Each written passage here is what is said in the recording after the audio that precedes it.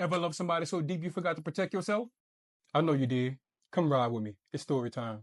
You ever love somebody just for their mama to hate you like you stole a man? See, I wasn't ready for this one. This wasn't just a heartbreak. Y'all, this was my first experience with spiritual warfare. And it was wrapped up in a pot of gumbo and passive aggressive text messages. I loved this girl. I saw her light. I wanted to help her shine. But what I didn't realize, her mama was the only person pulling the plug on her lamp. Now let me back this thing up a little bit. I was dating this girl a long time ago, right?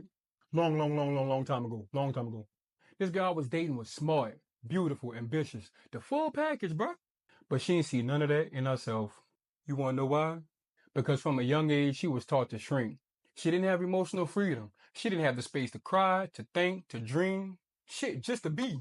Her mama gave her rules, not reassurance. So what happened, you ask?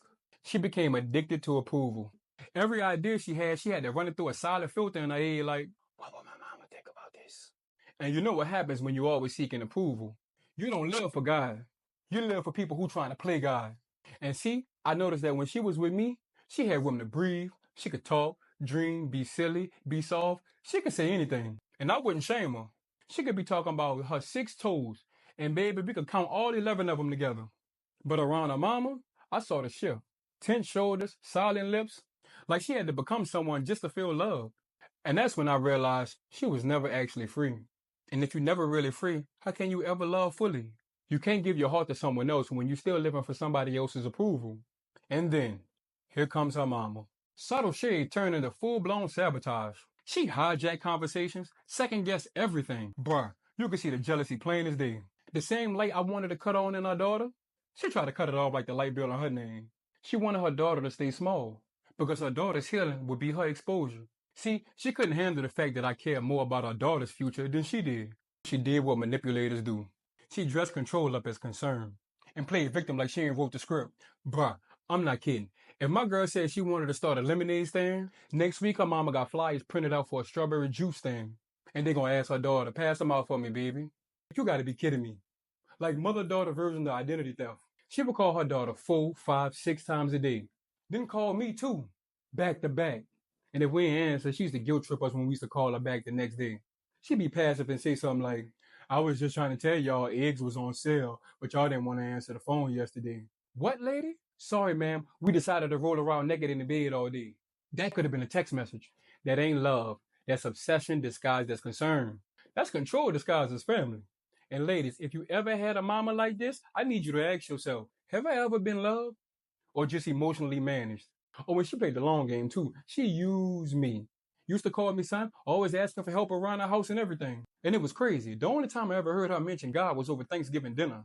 Used to say all kind of slick stuff to us that she didn't really mean. I just love y'all together. You so perfect for my daughter.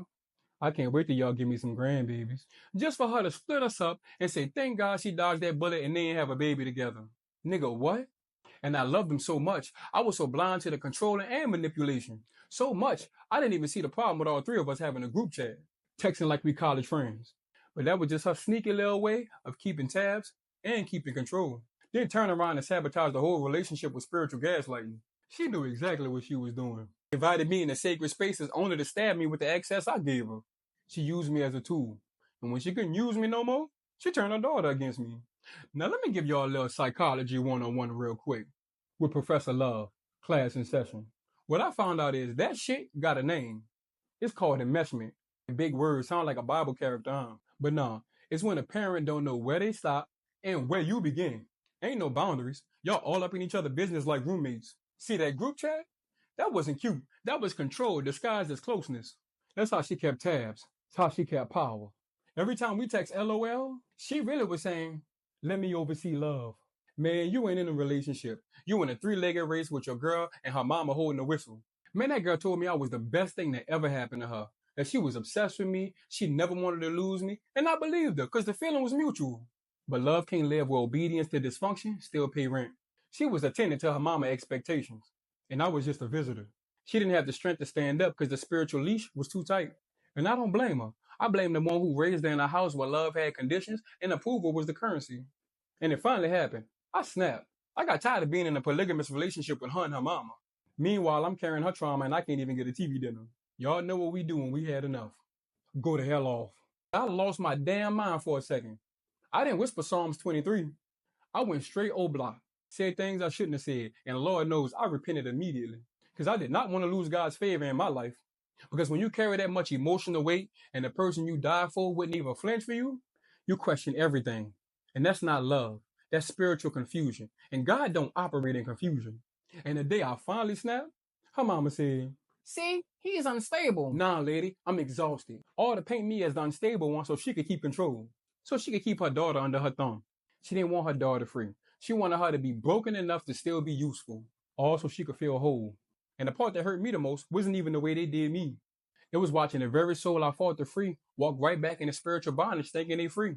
When in actuality, they just chained to somebody else's approval. That's the kind of hurt that make your soul ache. Because like I told y'all in Forged by Fire, the devil don't use strangers. He use familiar faces. People you love, people you trust.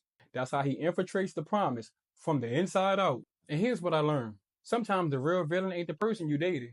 It's the spirit that raised them. And you can't fight that with flowers and FaceTime calls. You need discernment.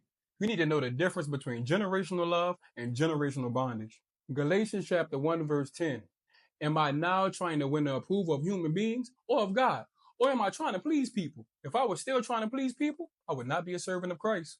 What Big Pop in the sky trying to tell you? You can't heal while still chasing the approval of the person who wounded you. You can't grow in God while living to satisfy people who don't serve him. Jealousy in a parent is a reflection of their bondage, not your burden.